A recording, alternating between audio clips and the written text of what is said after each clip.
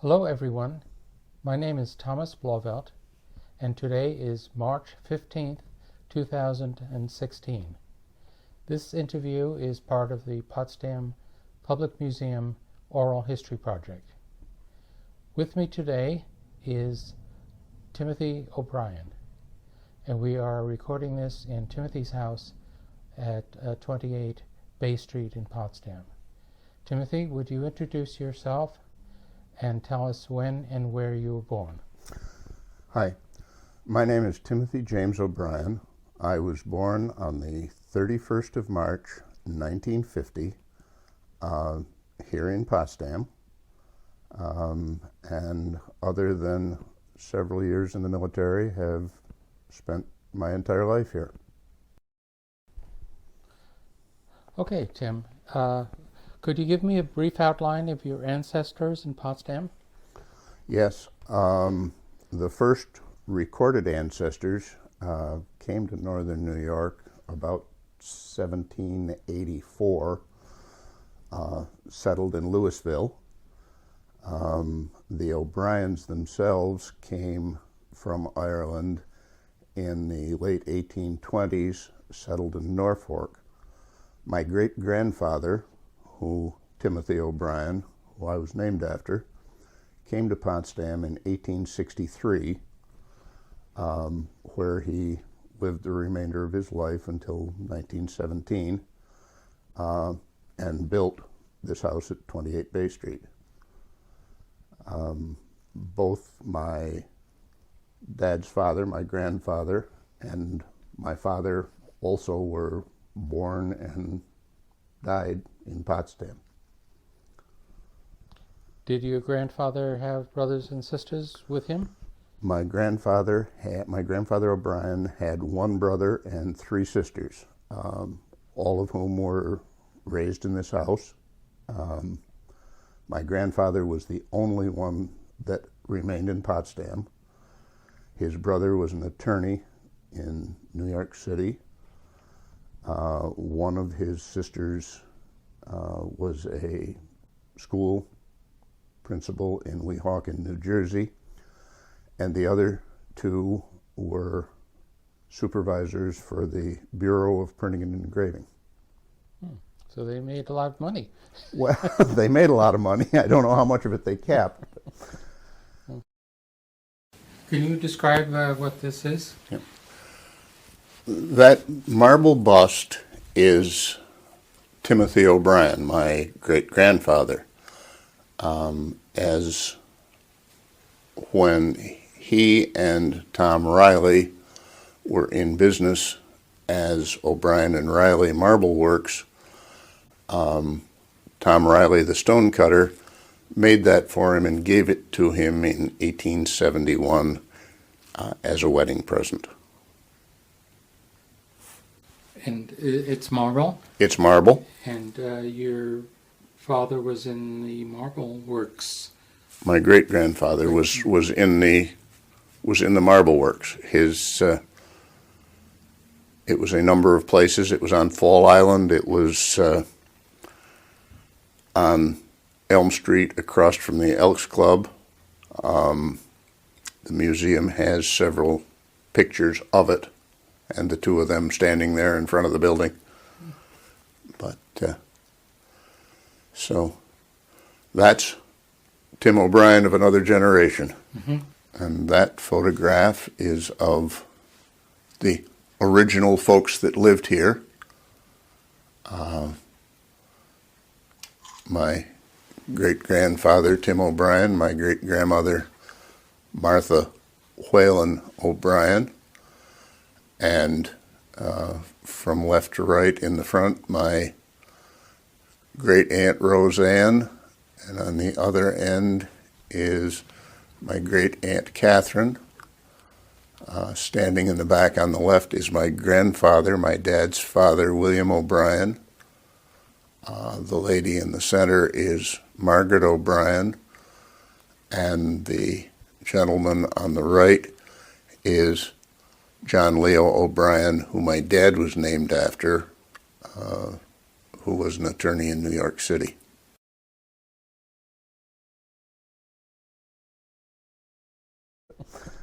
Mm-hmm. Yeah. Okay, tell me about the house we're in now.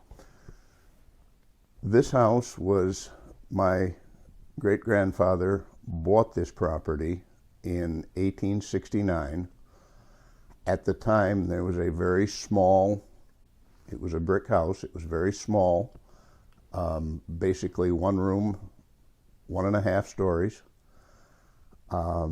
He got engaged to be married, constructed this house, which was finished in 1871, and moved into it, was married in 1871, and it's been in the family ever since. My mom and dad and brother and I moved here in 1956, and I've been here ever since. Okay, you moved here. Who was here? Who was living here at the time? Okay. When my great-grandmother died in 1915, my great-grandfather died in 1917. Their oldest daughter inherited the property. Again, she taught school in New Jersey and rented the house with the option of having a room in it summers. So from 1917 until 1956, there were a number of tenants, and it was used, and again, up until that time, there were virtually no dormitories at either college. So almost every house of this size in Potsdam rented rooms to students.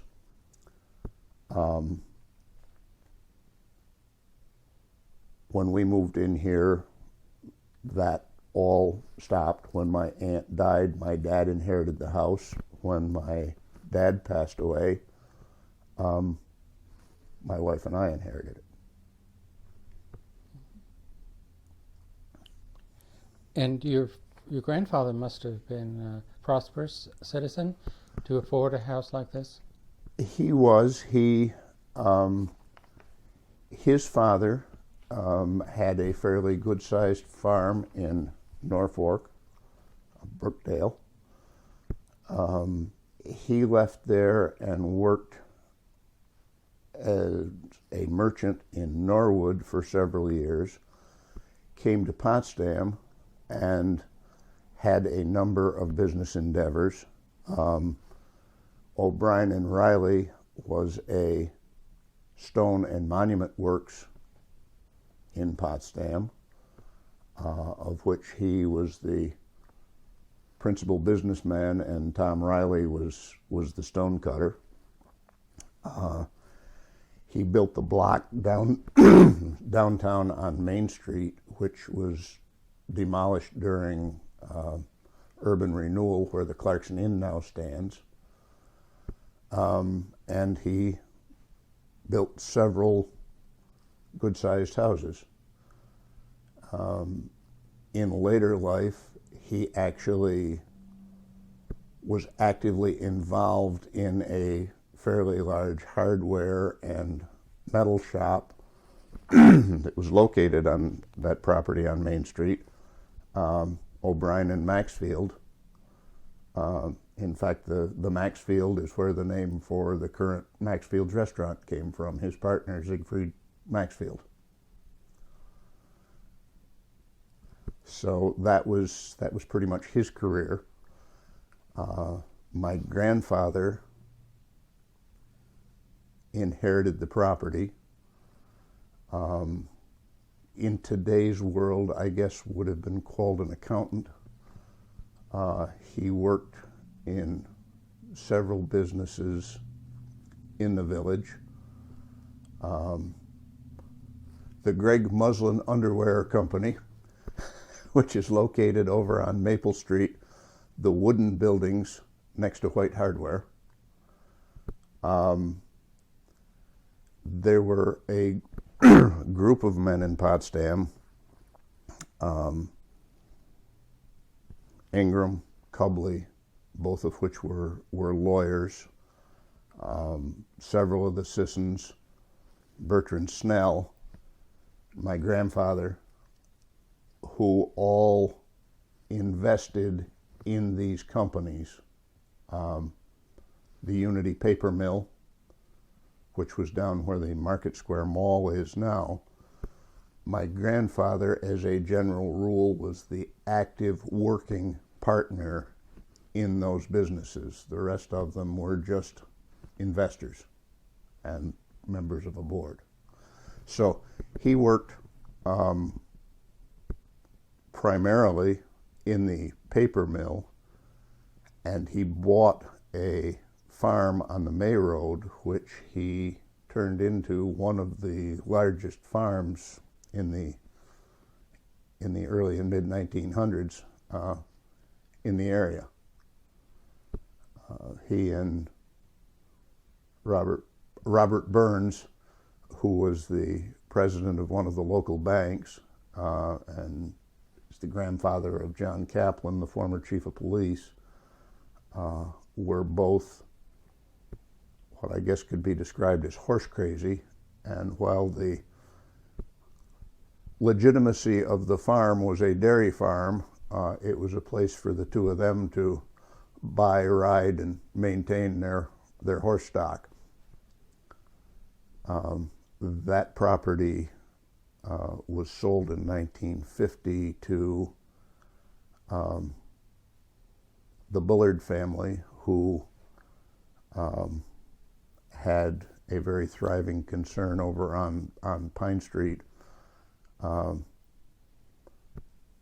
which was basically it's where the current Agway building is. It was a community refrigerated storage company.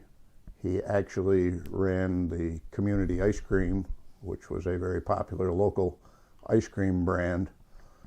And the Bullard family has an active presence in Potsdam today. Mm-hmm. Whereabouts on the May Road was this farm? It was about 2.5 miles out on the right-hand side. The original farmhouse, which he never lived in, is still there, and the farm has been broken up, and there are several fairly modern houses back in off the road there now. It hasn't actively been a farm in 50 years or more. Is there a Roberts farm out there?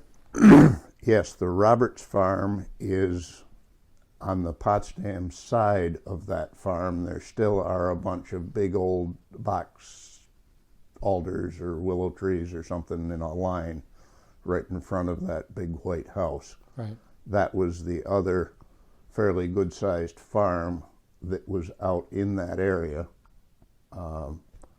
after the Christie farm, which is the big brick house right on the village limits. An interesting sidelight of that was before the rural electrification project, there was no power out there, and my grandfather was not overly happy with that. He was good friends with several of the Sissons, who obviously ran the Racket River paper mill, and he managed to buy a strip of land from Route 56 across through to that farm, and he erected his own electric line, had a meter put in by the power company, and to power that farm. And my dad has told me that every time there was a thunderstorm, that line would get struck and it would knock the power out to the paper mill. And the Sisson family informed St. Lawrence Power and Light that whether they liked it or not, they were about ready to put electricity down the May Road because they were sick and tired of having their whole operation shut down to keep the farm electrified. About when was this? Lord, I'm guessing it was, like I say, rural electrification was 1933, so it was probably in the 1920s. Now, you mentioned your grandfather built several houses, 3 houses, I think you said? It was my great-grandfather. Your great-grandfather. He built this house. He built... his name is William? Is Timothy O'Brien. Timothy O'Brien. Yep. He built this house. He built the house on the corner of Bay and Pierrepont Avenue, which is... It was built as a 2-family house. It's designated as 35 Bay Street, and I guess 19 Pierrepont Avenue. And he built a house over on Garden Street. Now, he didn't, did he build them himself? No. He just, neither of them were, both of them were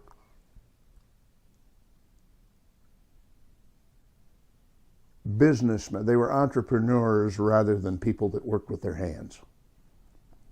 If that, now in fact, again, my dad told me that there were only 2 days in his life that he ever saw his father without a white shirt and a tie on. I mean, if he was sitting on Saturday afternoon on the front porch, he said he never did not. So, no, neither one of them were craftsmen. They worked with their minds and not their hands. Speaking of electricity to homes, tell me about the amenities built into this house on Bay Street. Well, it's rather interesting in that the house was built in 1871. There were no sewers in Potsdam until the mid-1880s. There was a major uproar in the village when sewers were put in. In fact, Thomas S. Clarkson, the only time he ever got involved in Potsdam's politics was he was elected to the village board to throw his weight behind sewers. Obviously, without indoor plumbing, what we know as plumbers were not in existence, and any plumbing that was done primarily by tinsmiths. As I alluded to earlier, old Tim had a hardware store and a tin shop, and the idea of indoor plumbing was somewhat novel and not necessarily met with with open arms by lots of people. And in order to, he saw an opportunity, a business opportunity in selling plumbing fixtures. But he felt that to sell them, the question was going to be, well, did you install this stuff in your house? So he actually built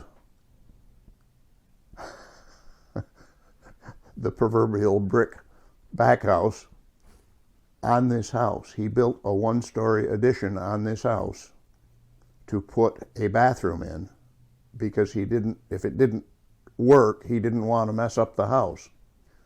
So this was the first residential home in Potsdam that had indoor plumbing. It also, when it was built as a novelty, until 10 years ago, when I renovated an old porch and built a fireplace in it, this house with 16 rooms never had a fireplace, because it was one of the first houses in Potsdam that had central heat. The other thing, and anyone who has ever lived on Bay Street will tell you, that with the river as close as it is, every house in Bay Street, like it or lump it, is home to bats.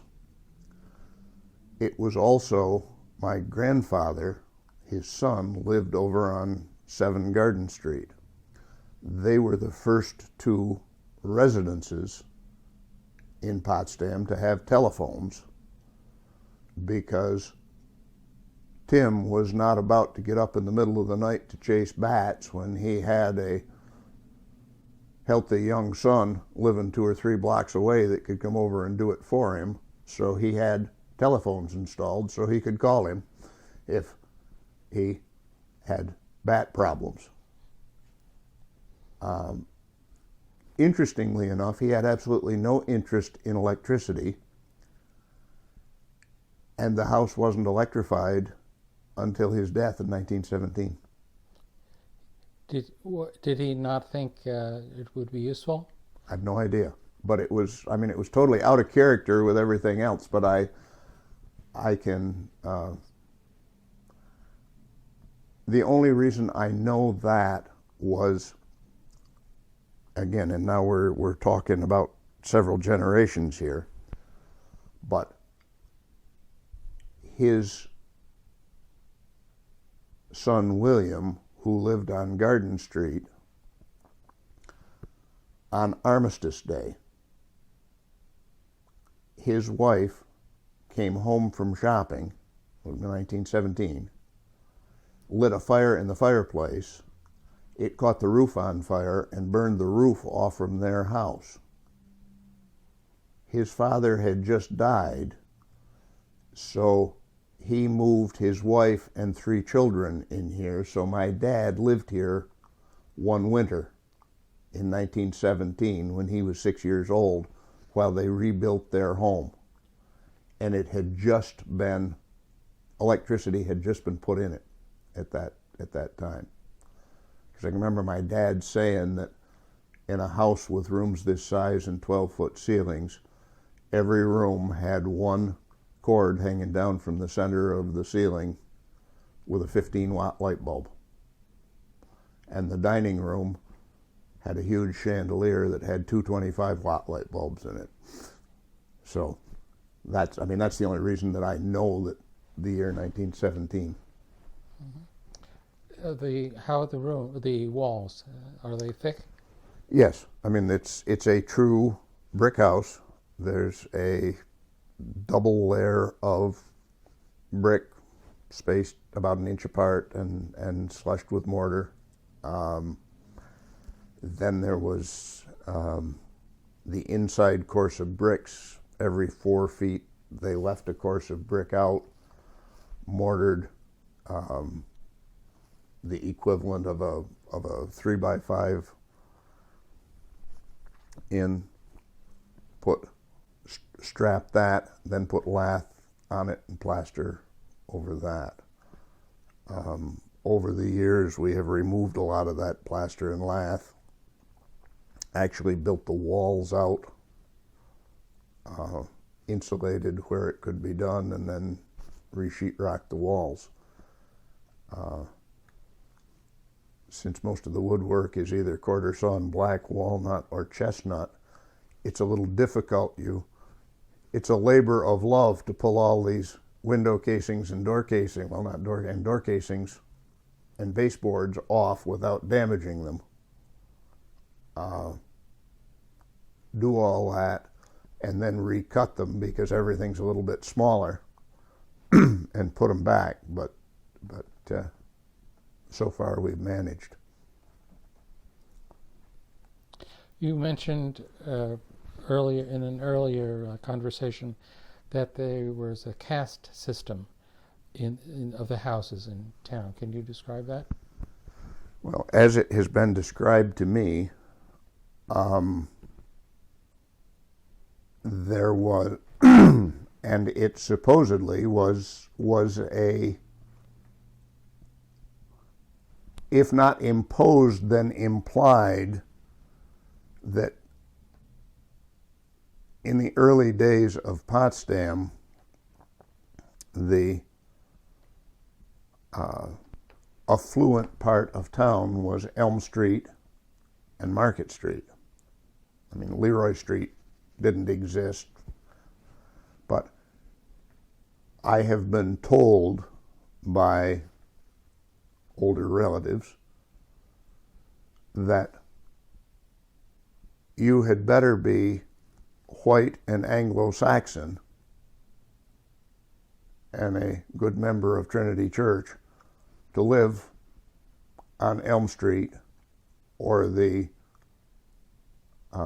north end of Market Street. The French Canadian Catholics who primarily worked in the woods and worked in the paper mills lived off from the west side of Market Street, and what in today's world would not be proper at all, but when I was growing up was known as French Village. And primarily it was those folks in a laboring class that settled down there, and they were primarily French Canadians. The Bay Street, Pierrepont Avenue area was almost exclusively Irish Catholic. The original Sissons did not live on Elm Street nor the north end of Market Street because they were Presbyterians. They were Dutch Presbyterians. And it was only later on that they moved in. And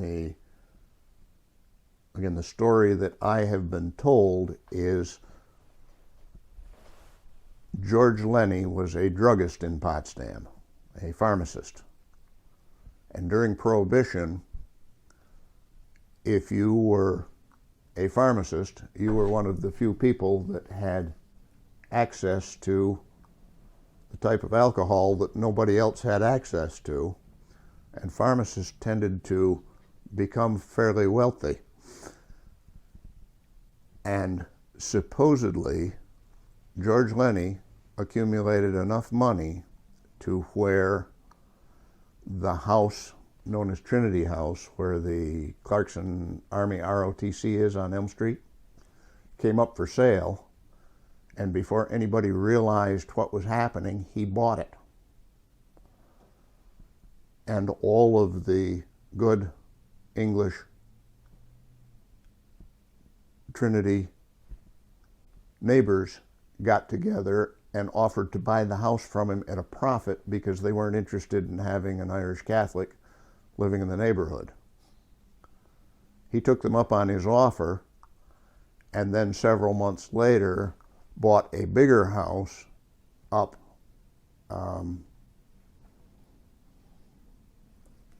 it's the first house, it's the second house down from the corner of Elm and Cedar Street, on the south side of Elm Street, and then sent them all a note thanking them very much that that's the house he always wanted, but he didn't have money enough until they'd bought the Trinity House from him at a profit.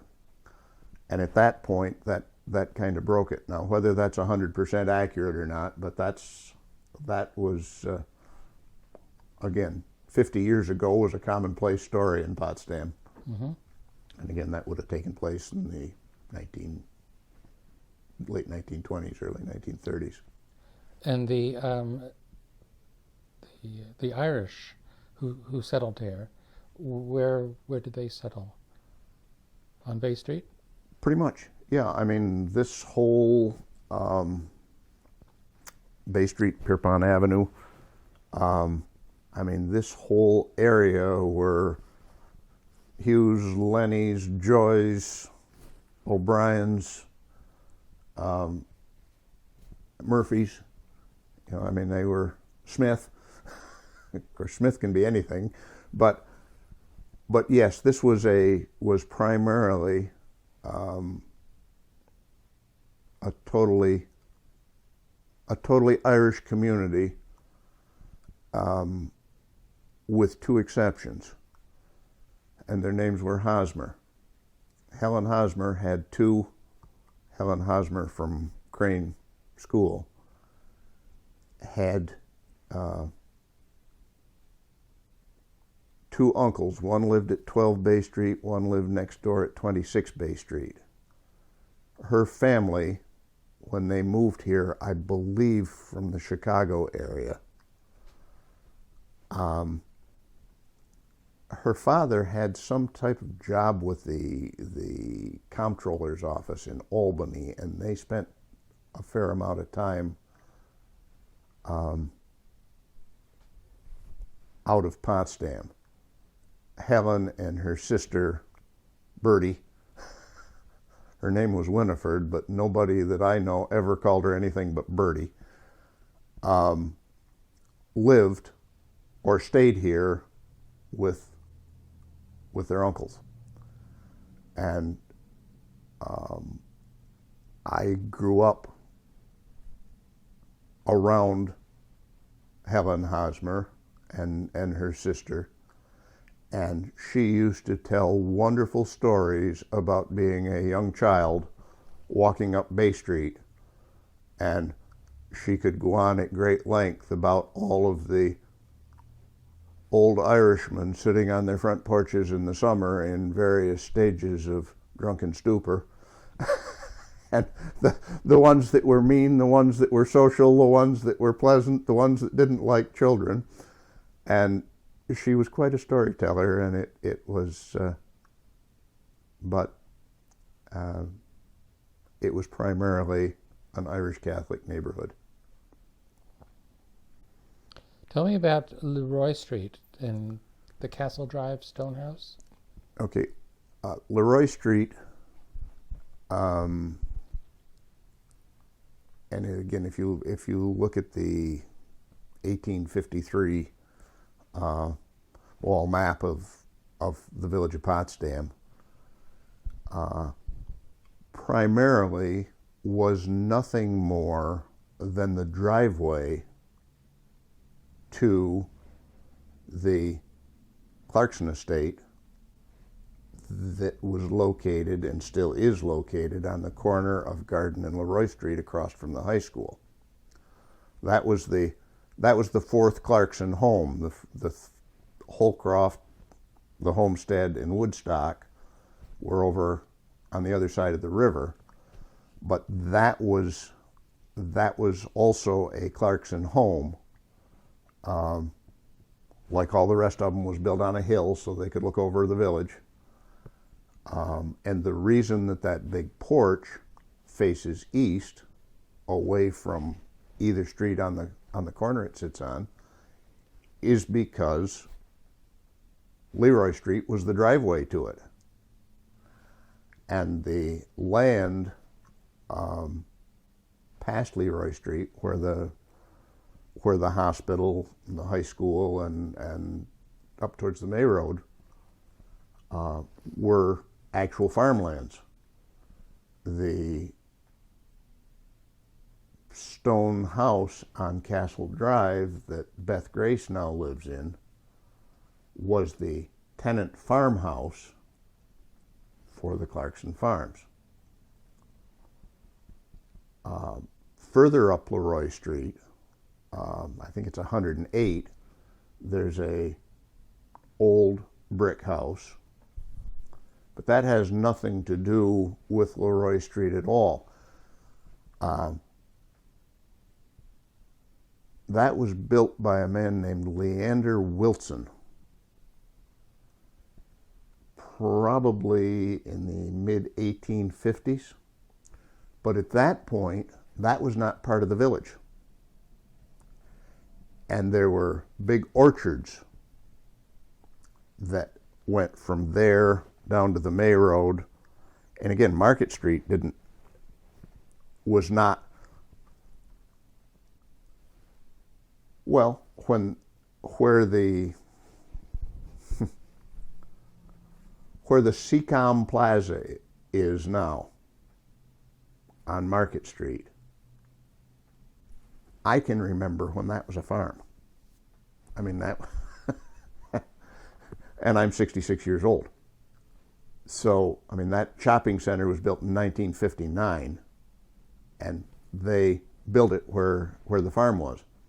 So that whole area was farmland, but that house on 108 Leroy Street was there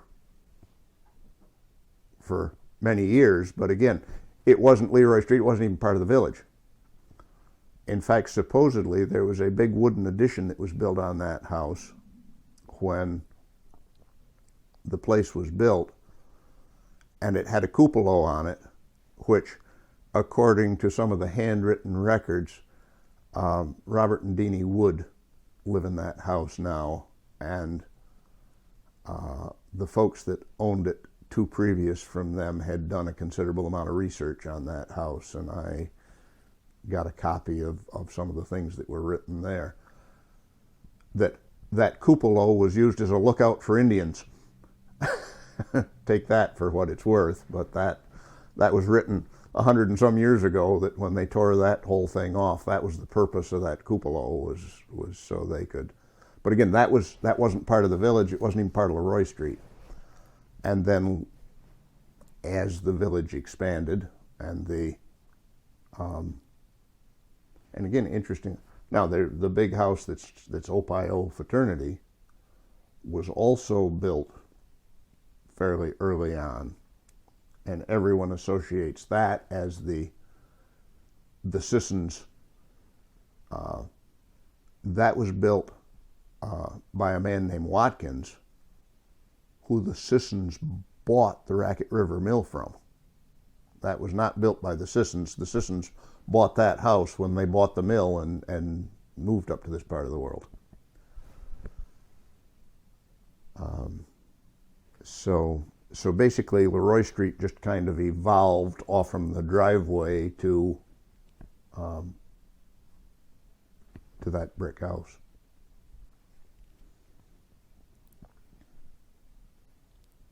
You mentioned the Unity paper mill, and how was that related to your ancestors? Well, if you go back to the mention I made earlier of these gentlemen that kind of invested in businesses in Potsdam,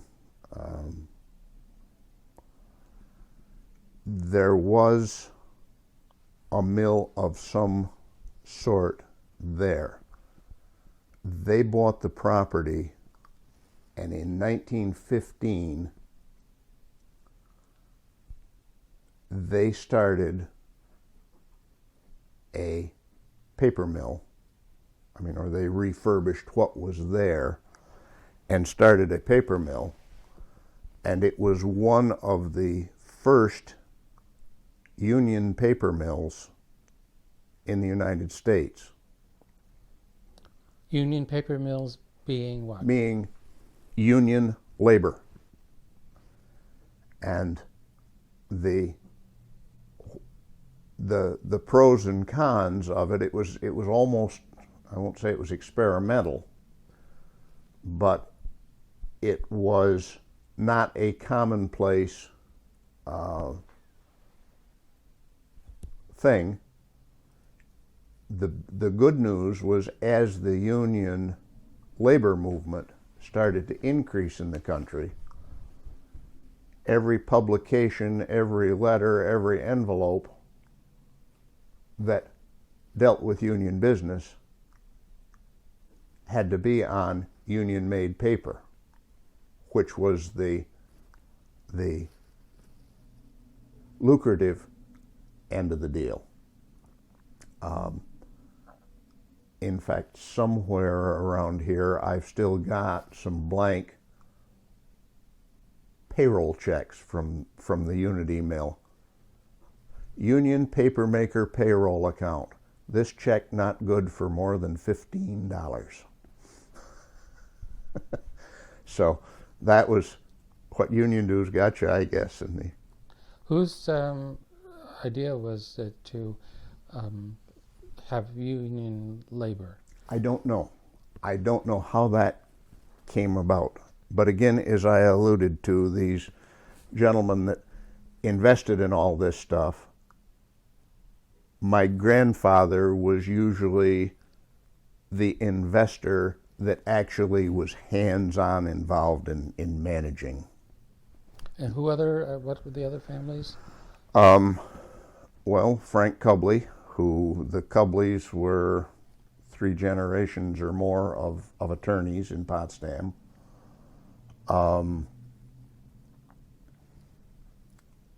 Robert Burns, who, like I said, would have been John Kaplan's grandfather and one of the bankers. Carlton Sanford,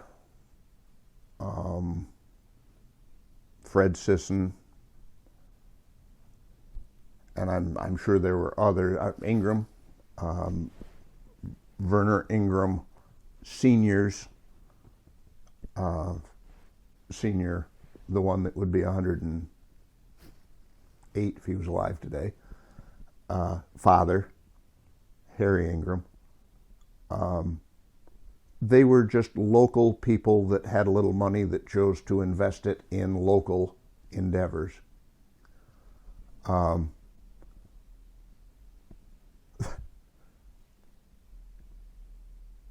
can't tell you the date. It was probably in the 1915 was the year that the Unity Mill went into existence. And my grandfather got it in his head that he was going to build a big cow barn on this farm that I alluded to down on the May Road. And that spring, they decided to go on strike. Nobody had ever been on strike in northern New York. They thought they'd see what that was like. And they negotiated, and they weren't happy with the end result. So they went on strike, and they closed the mill down. And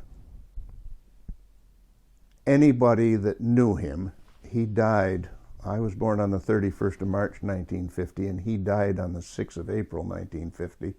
So while I met him, I don't have much memory of him. He was never referred to as anything but the boss. I mean, that was all anybody ever called him, was the boss. And so they were all trying to figure out what to do and walk in a picket line and not overly happy. And the story is that he went out and said, well, this mill's closed. It's now out of our hands. It's in the union negotiators and lawyers' hands. And I've had plans to build this barn, and since you people are out of work, I'll hire you at the same rate that you were making to make paper for me to go build my barn. And the union sent a whole bunch of highfalutin brass up here from Utica and expected to see a big picket line, and what they saw was one guard and a chain gate, and they wanted to know where everybody was, and they said they're down on O'Brien's farm building a barn. He said, they're what? They're supposed to be walking a picket line. He says, yeah, but he's paying them to build him a barn. And after causing a small incident, the union people decided that the people in Potsdam were the damnedest union laborers that they'd ever seen, got on the train and went back to Utica. In the fall, when the barn was done, Willie told them that, well, okay, I gave you the best offer I could in the spring. We've all had a good time and an enjoyable summer. That's still the best offer I can give you. Take it or leave it. And they started the mill back up and went back to work. And it was a simpler world, I guess. Yes. Tell me what happened to it during the Great Depression. Well, obviously it suffered greatly, and I guess the story that I told you was when I was in high school, which would have been in the mid-60s, and at that point there was a custodial crew that was there during the day, and then there was a 3 to 11 crew, And after school one day, I was doing something, I've forgotten what, something to do with a sports team or some extracurricular activity. And I was trying to feel my way around as who was who, and there was this fellow pushing a dust mop up and down the halls, and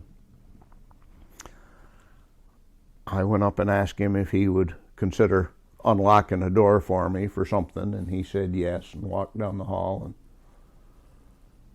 he said, "What's your name?" And I said, "Tim O'Brien." And he stopped right in the middle of the hall, and he said, "Are you Will O'Brien's grandson?" And I said, "Yes, sir." And he said, "Well, if you ever need anything, you let me know, and I'll take care of it if I can." Said, "During the Depression, I worked for your grandfather at the mill, and he was so bullheaded that rather than shut the place down and go home, he made paper and loaded boxcars and pushed it down sidings and kept 34 families working." So that's where I got that story. And did it eventually? It eventually went. Forced to close. Well, it was foreclosed, was sold at auction and dismantled, and that was the end of it.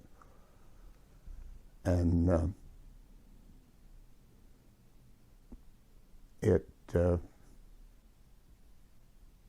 well, I guess that's the end of that story. Mm-hmm. Your father was involved in the setting up a rescue squad in Potsdam. He was. Can you tell me about that? Yeah. In 1954, the Potsdam Lions Club bought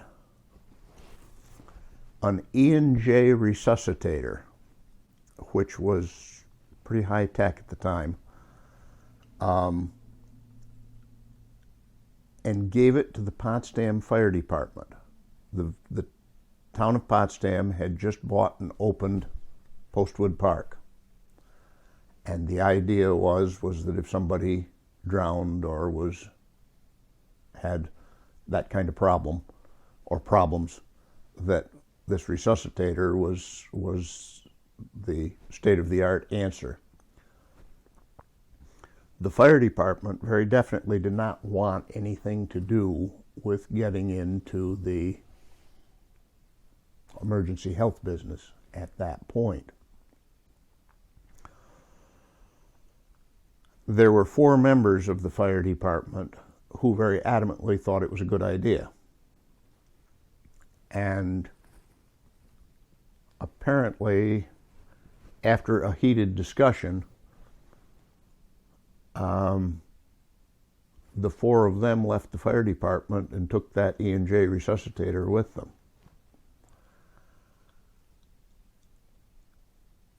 They went to Vern Ingram as an attorney and said, "We need to form an organization." And he thought it was a wonderful idea. So the 4 of them and Vern, which made 5, started the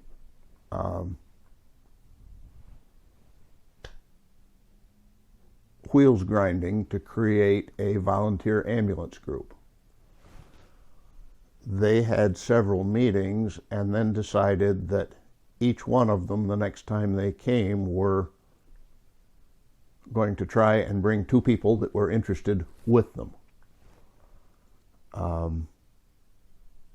They were successful to 10 more. My dad was one of those 10. So while he was not the impetus behind it, he was very early on involved, and he stayed active longer than all the rest of them. He was 78 when he finally decided he had enough of getting up in the middle of the night to, but again, it was one of the, I think it was the third independent volunteer rescue squad in New York State. I mean, they either were paid services or they were fire department oriented. And but he was involved in it from the fall of 1954, like I said, until he never totally got out of it until, in fact, when they had their 50th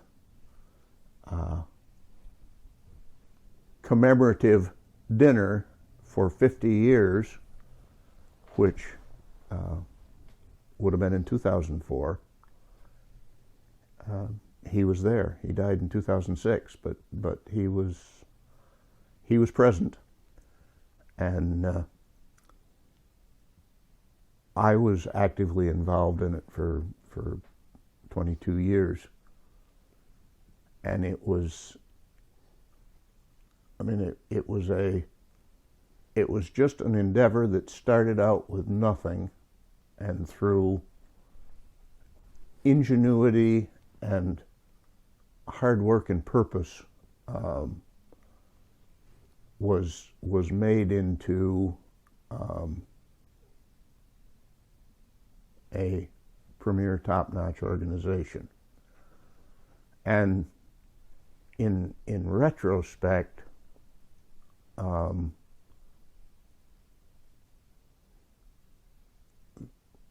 those guys, and I think I told you this before, you know, they lived through the Depression. Most of them had lived through World War II, most of them overseas, and they just were accustomed to working with nothing. I mean, you made do with what you had. You created it if you couldn't buy it or afford to buy it, and as a relatively small child, my father was interested enough to where if I wanted to go, and I spent innumerable weekends and nights just hanging around watching those guys, you know, take old, nobody that watches this will know what an REA Express truck is. When the railroads brought all the freight into Potsdam, and before UPS and Federal Express existed, the REA was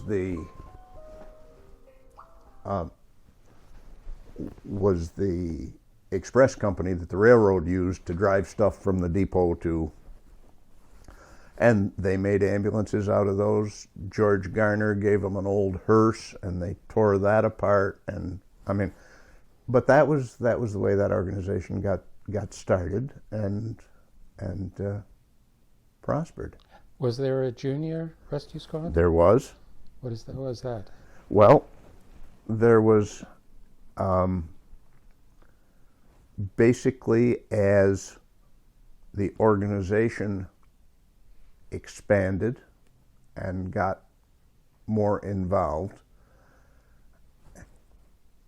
and again, understand that I joined the Potsdam Rescue Squad in 1968.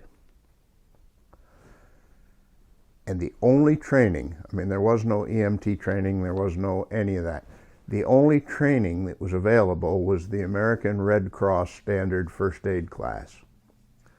And the first page in that book said, the intent of this class is to teach you what to do until competent help arrives. So, but at any rate, these guys all were of an age that had children that were turning into teenagers.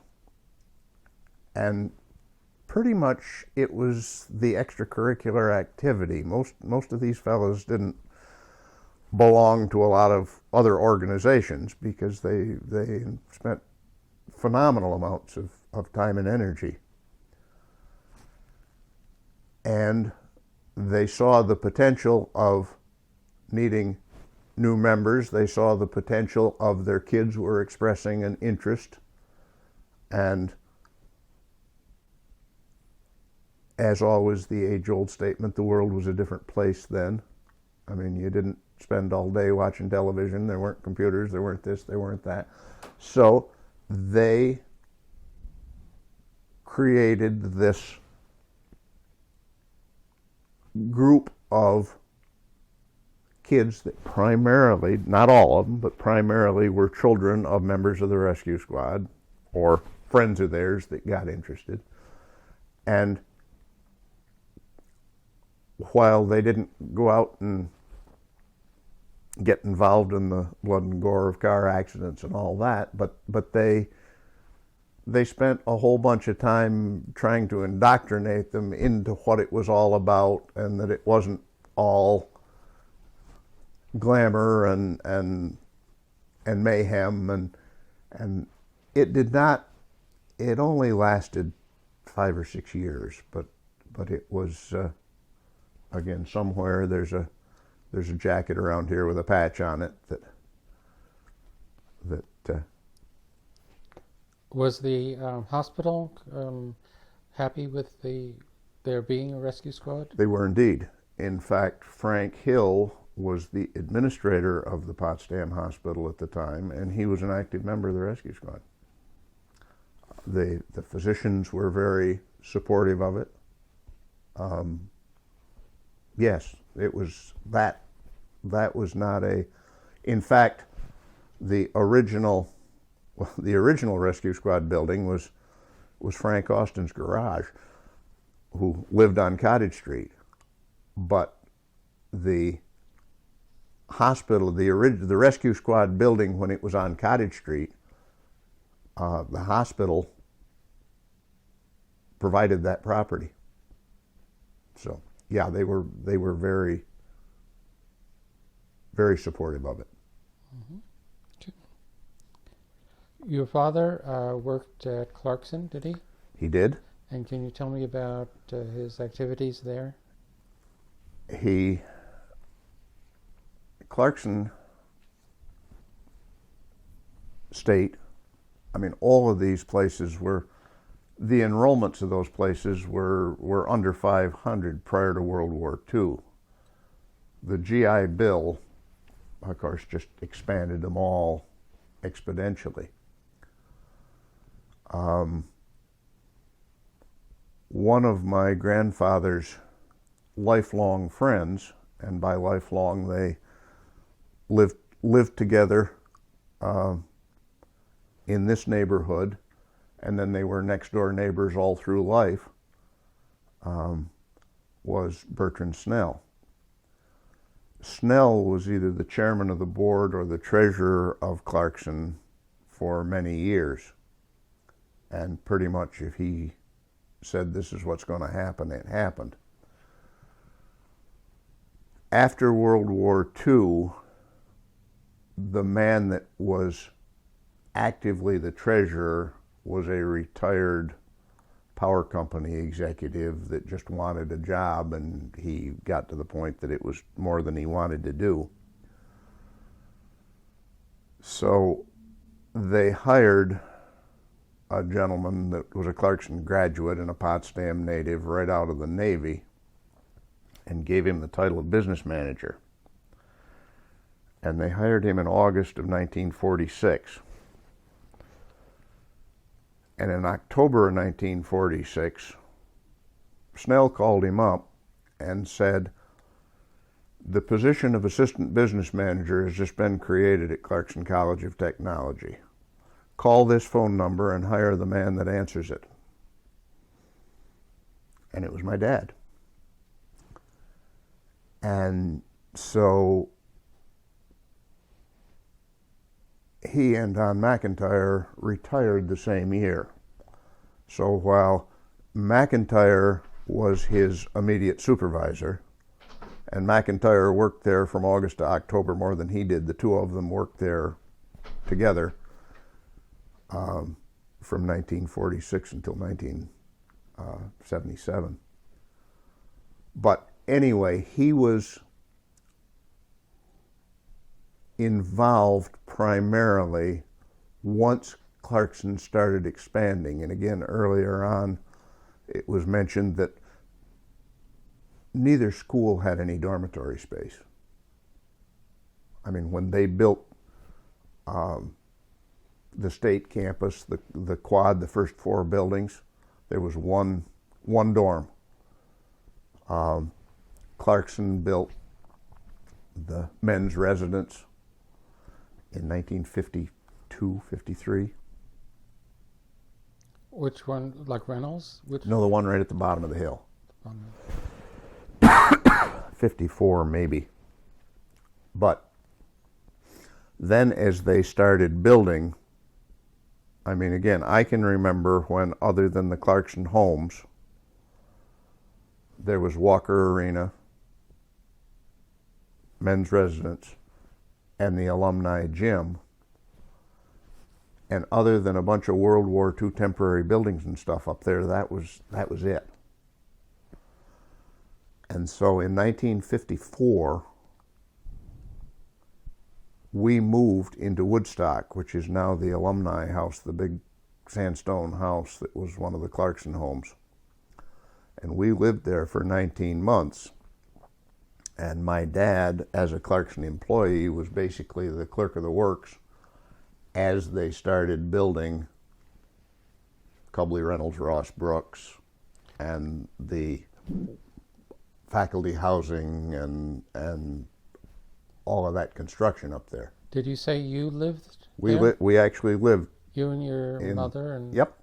We lived there for a short 2 years. Is that so he could be close to what he was doing? Yep. Actually, there was a small ulterior motive.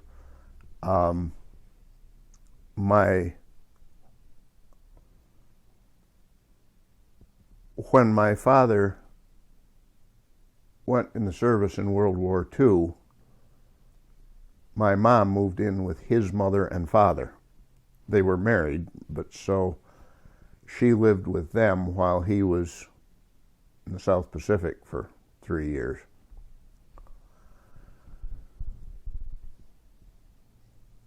When he came back, they stayed living with my grandparents. I have an older brother. He's 4 years older than I am. My grandfather died in 1950. My grandmother died in 1953. That house was bigger than this one. My dad put it on the market. The last thing in the world he wanted was that thing.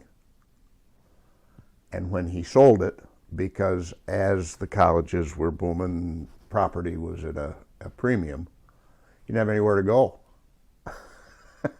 And so he told McIntyre, at that point, Woodstock and Holcroft both had been closed up. I mean, they'd just been boarded up. And he said, you know, I'm spending all my time running back and forth across the river. He said, we're going to open up part of Woodstock, and I'm going to move in there so I can be right on site. And that was how that came about. But in today's world, all of the rumors are that Holcroft is a haunted house. The actual rumors were it was Woodstock. I mean, that was always in my generation, somehow the ghosts moved to the other house in the last 50 years. But that's all right. I guess they got a right to travel if they want to. But I can remember my mom and dad sitting my brother and I down saying, you know, you're going to go to school and somebody's going to tell you you live in a haunted house. And they said, but think about it. You're going to be the only one at school that can say that. So rather than we be scared, we brag about it. We thought that they were pretty clever at solving problems like that. So, but yeah, we spent. And you were telling me that your father helped lay out some of the buildings at Clarkson? Again, like all of this stuff, like the strike in the paper mill, and like by today's standards, nothing was the same. The other thing that Dad was responsible for was the physical plant activities at Clarkson. He was also the purchasing agent and several other minor details. But Clarkson worked a 44-hour week, Monday through Friday, and then they worked 4 hours Saturday mornings, which was commonplace. I can remember my dad coming home Saturday to eat lunch, changing his clothes, and again,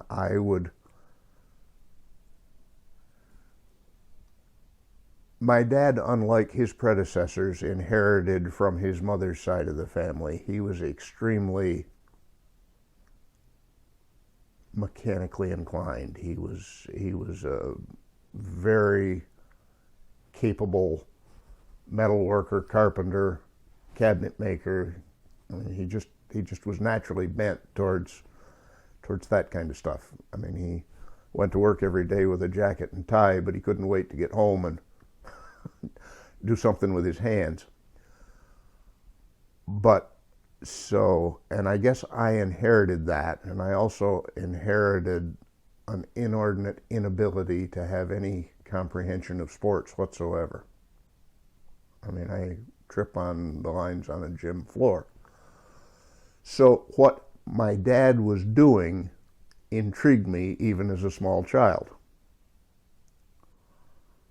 And I'm sure, having been a model child, I was always a joy to take with him. But he did. So he'd come home Saturday afternoons, eat lunch, change his clothes, and then I would go with him, and he and Don McIntyre, who was this gentleman that was his boss, would spend Saturday afternoons and part of Sunday running a transit, and they laid out all of the storm drains and the sidewalks and the lighting and all that, because Clarkson either didn't have or wouldn't spend the money to hire an engineering firm or a surveying firm. Both of them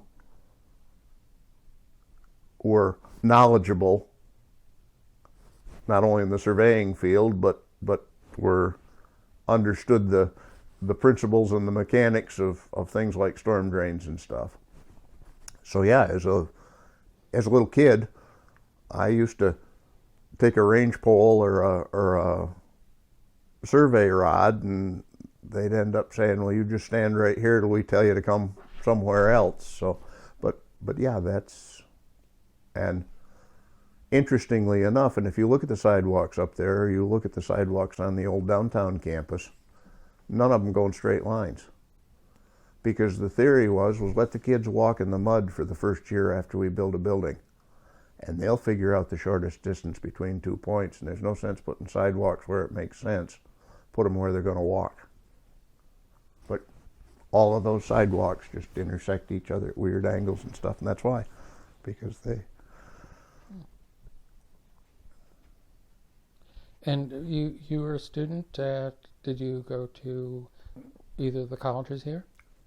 I started my higher education in Utica. It didn't suit me. I spent several years working for the 82nd Airborne for my Uncle Sam. Came back and enrolled in Clarkson and stayed 1 year.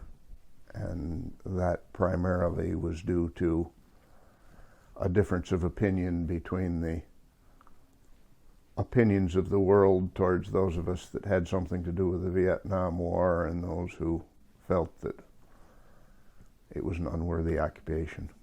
So I never graduated from anywhere. I did go to Clarkson, and then I went to work for Clarkson in the mid-'70s and stayed for 20 years. Talk about where the Newman Center now is. Where the Newman Center now is was again, to go back in time, with no dormitories and students living in houses like this. I mean, this room we're sitting in was a kid would rent, or two, but somebody had to feed them. So there were boarding houses, or a number of them in Potsdam. The only one that I know of that still exists is the brick house on 7 Pierrepont Avenue. A woman named Abernathy owned that, and she fed 60 people, breakfast, lunch, and dinner. So they didn't sleep there? They didn't sleep there. They just came for meals? No.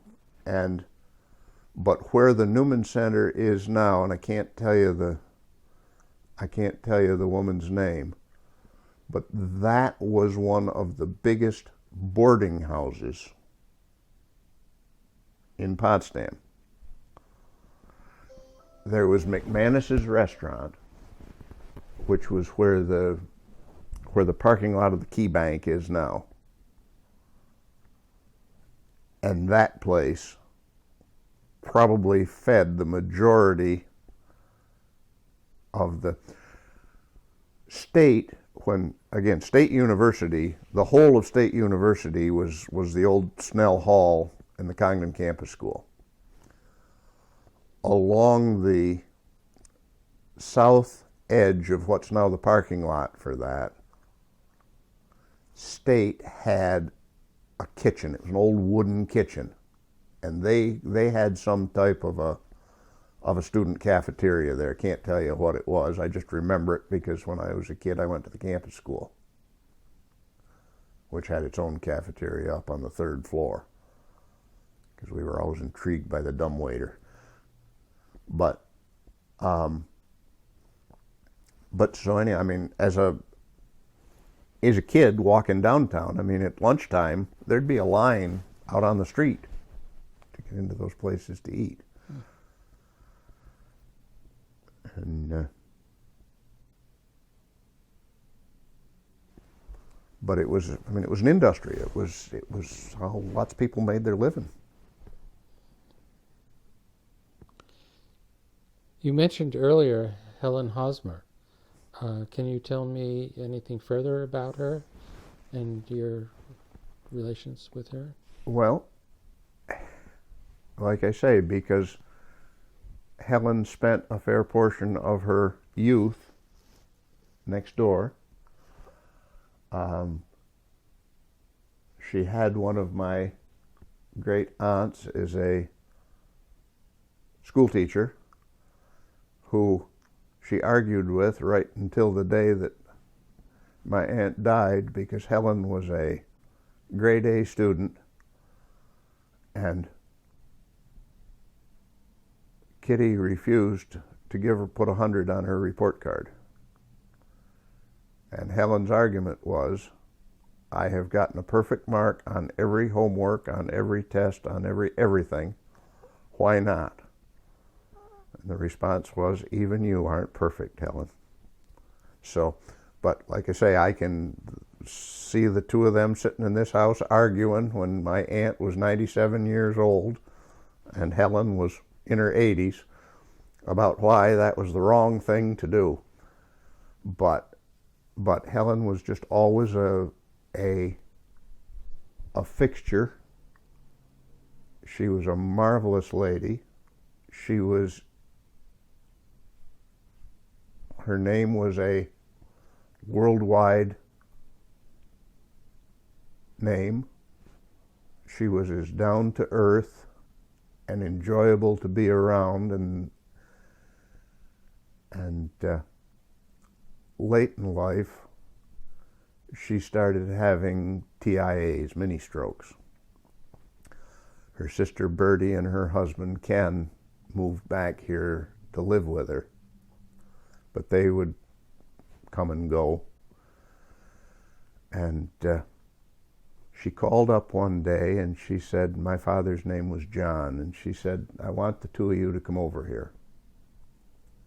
And so we went over to her house on Elm Street, and she said, here's a key to the front door. I said, somebody's got to be able to get in here.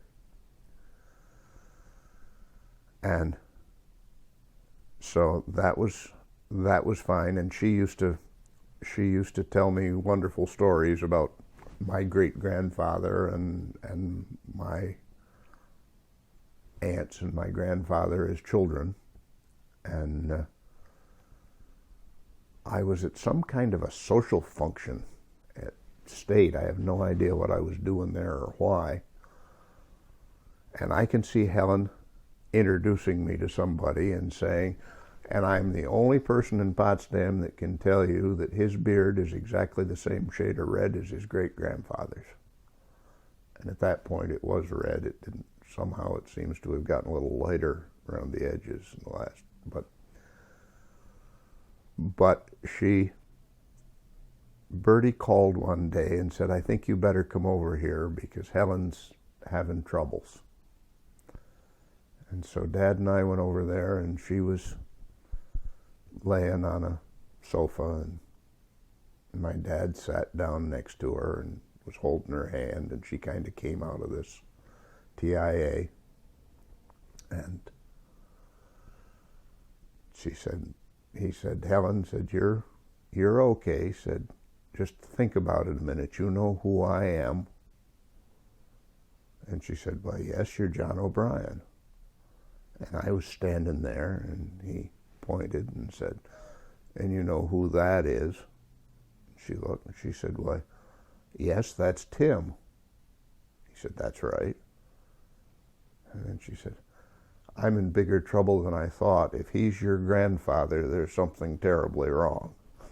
So, but she was just I guess the only other thing that I can tell you to quote, to give you an impression of how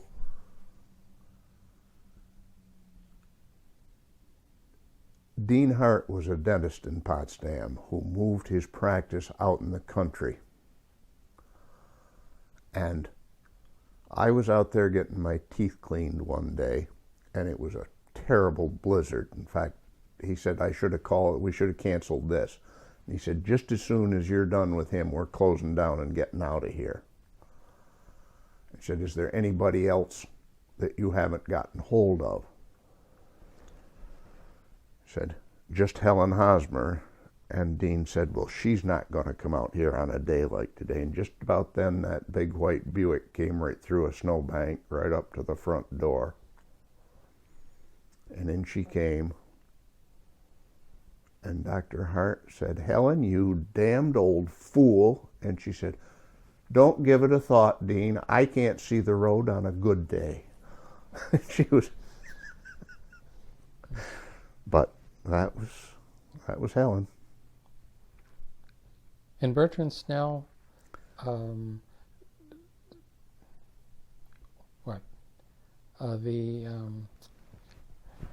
he was quite elderly by the time you knew him, I guess, right?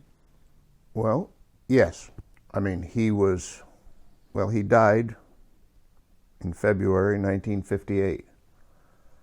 I guess I was thinking about this last night. I'm probably one of the last people that are in Potsdam that went to his funeral.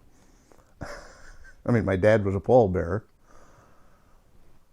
but Bert Snell was a self-made man. I mean, he was born in Colton, but he grew up, as we were talking, right around the corner. In fact, I showed you that picture of he and my grandfather on horses when they were 14 or 15 years old in front of this house. But they remained good friends. I mean, Bert bought the house on the corner of Market and Garden Street. My grandfather owned 7 Garden Street. There was a house in between them, but the backyards, or backyard and side yard, met. And interestingly enough, neither Bert nor my grandfather owned their own house. At a time when women didn't normally own the family home, both Bert and my grandfather tended to invest in boom or bust activities. So Mrs. Snell and my grandmother's names were on the deeds of those 2 houses. So if something went wrong, the family home was protected. But so until we moved to Woodstock, until I was almost 5 years old, we lived basically right next door to the Snells.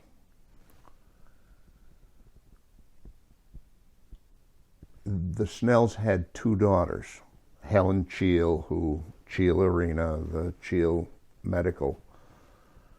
But her younger sister and my dad were inseparable friends up until the day she died.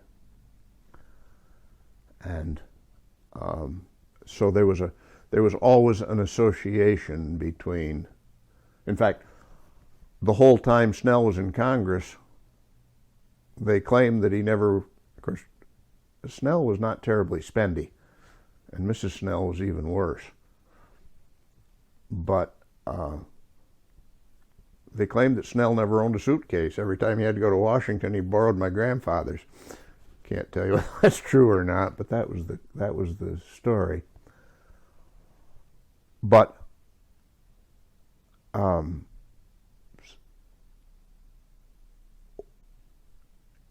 in about 1950, and Snell would have been 70, he hired a man named Jack Winthrop as a financial advisor. Moved them to Potsdam,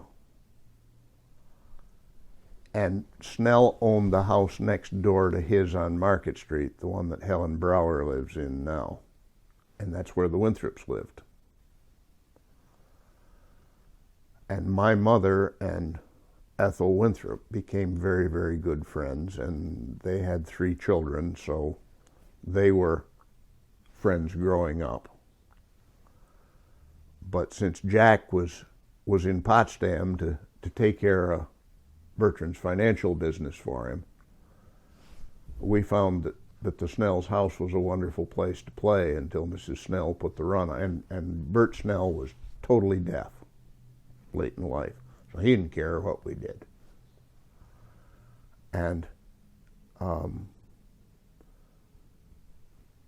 when I was 4, maybe, across the street on Garden Street, the Nadowitz family lived. And Herman Nadowitz just died here a few years ago, but he ran a clothing store in Potsdam. But his father, they were Russian Jewish immigrants. And his father ran a bakery. Right next door, Snell owned what's now McDuff's. That's where the Courier and Freeman was actually printed. They had old lead-type printing presses in the basement of that building, and that's where it was printed. And Snell's office was up on the 2nd floor. And when I was a little kid, Bert would walk down to his office to see what was going on, and I'd go with him. And on the way out, he'd go next door to the bakery and buy me a cookie. And on the way out the door, old man Natowitz had slipped me another one, and nobody could figure out why I never much wanted to eat dinner the days that Bert and I went to the office. And of course then Mrs. Snell lived into the, I was a teenager when she died, but I knew Helen and Sarah Louise. In fact, I had a considerable amount to do with when the Cheel Arena was being built when I was at Clarkson. And it used to annoy some of the board and stuff when Helen would decide, well, I'm going to go talk to my old neighbor for a while and come over and see what I was up to. But it was just, they were not overtly pretentious people, and there was a period in my life when I spent a fair amount of time in New York City, and Sarah Louise and her husband lived in Bronxville, and their children are, Sarah Elizabeth is my brother's age, and Hollis is my age, so I still keep in touch with them on a very casual basis. So, it just was, like I say, Bert and my grandfather were just a couple of kids in Potsdam that one of them did all right and the other one did real well. Mm-hmm. And their children remained friends all their lives, and so anyway, but that's the Clarkson end of the town. What about the SUNY Potsdam end? Well,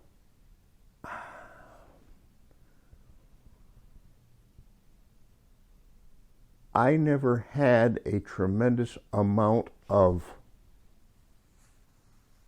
connection with SUNY other than there were two things. There were 17 Pierrepont Avenue, the house right next door here, was owned by Maurice and Betty Baritow, both of which were they were Crane professors, and both of them very talented and very, Mrs. Baritow, amongst other things, taught music to those of us that went to the campus school. And it's a very commonplace thing when you get together with somebody that you haven't seen in 50 years about what we were provided and how we should have taken more advantage. That woman could make you interested in music if you could care less. If all you wanted to do was get out and hit a baseball or something, she could instill in you. She was a marvelous. And when every year when kids in grade school were putting on the Mikado and the Music Man and that kind of, full blown. But anyway, that was one. But in 1956, Snell engineered taking over the building that Snell Hall there across from the Civic Center and Clarkson taking it over. When they that was when they finally moved out of Snell Hall and moved up to the campus on the hill. I can remember my dad that literally both of them were so pressed for room, both schools, that when State would empty a classroom, would take the stuff off the walls and move the desks and stuff out. If they moved out in the morning, Clarkson would be teaching a class in there in the afternoon. And I can remember that shuffle because I don't remember it, but the infamous story about how they moved the library, you've heard that. by Yeah. Somebody at State, some librarian came up with the idea. They just took the whole student body and lined them up Pierrepont Avenue.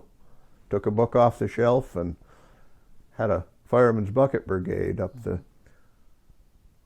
But what, I mean, and I guess really the only thing that I do remember about it was John White, who owns the hardware store, grew up next door, and he and I have been inseparable pretty much since birth.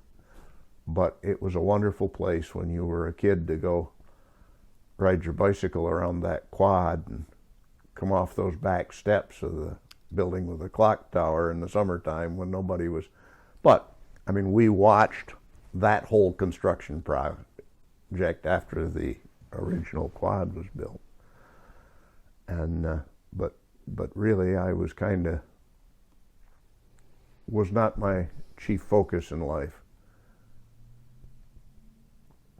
And had friends, schoolmates and stuff and my wife's father was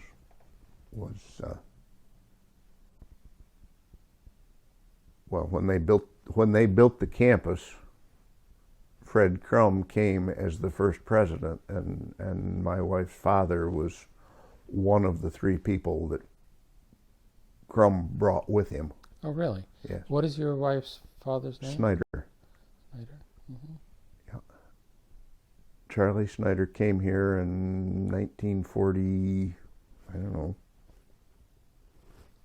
something, to start the language programs at Potsdam State. They're from somewhere near Binghamton, somewhere? No, well, he was born in New York, Pennsylvania, but Mary Beth's mother was born in Utica, and Fred Crum, before he got into the state education department and came up here, was the superintendent of schools in Whitesboro, and that was Mary Beth's father's first job, was teaching Latin in the Whitesboro High School.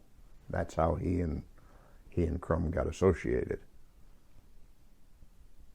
Charlie Snyder always said I was tending bar part-time to make ends meet on a teacher's salary in the 1940s, and Crum always liked the way I made Manhattans. He said that was my end, but that was his story. And so his stories could have been expanded on.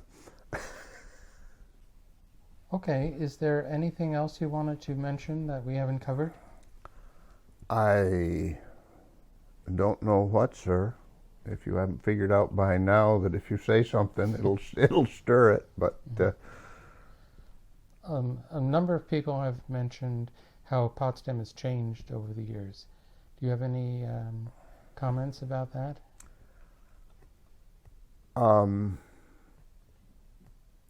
Everything changes, and that's good, I guess. I think the older we get, the more we resist it. But again, when I was growing up, this was almost totally every house here was owned by a family. There was a skating rink every winter. That field across the street, which belonged with this house. It's where the family pastured the cow. Really? Yeah. My dad sold it late in life just because he got sick of paying taxes on it. But I mean, that's where all the neighborhood baseball games were. But like I say, it's a different time. It's a different world. And I guess it's maybe a foolish thing to say, but the thing I think worst about the changes in Potsdam is the trees that used to be here that aren't now. But trees got a lifespan of 150 years or so, and that wasn't caused by anything other than just nature taking its course. No, it's a shame that a lot of the properties have deteriorated to the point that they seem to, but I think that's cyclical as well. It was a wonderful place to grow up. It ain't a bad place to live. And my dad, like I say, died at 96. And his pat answer when everybody said, "Have you lived here all your life?" was, "Not yet." So. Okay, very good. All right. Well, thank you very much. Well, it was a pleasure. Mm-hmm. Hopefully it didn't ramble too badly. No.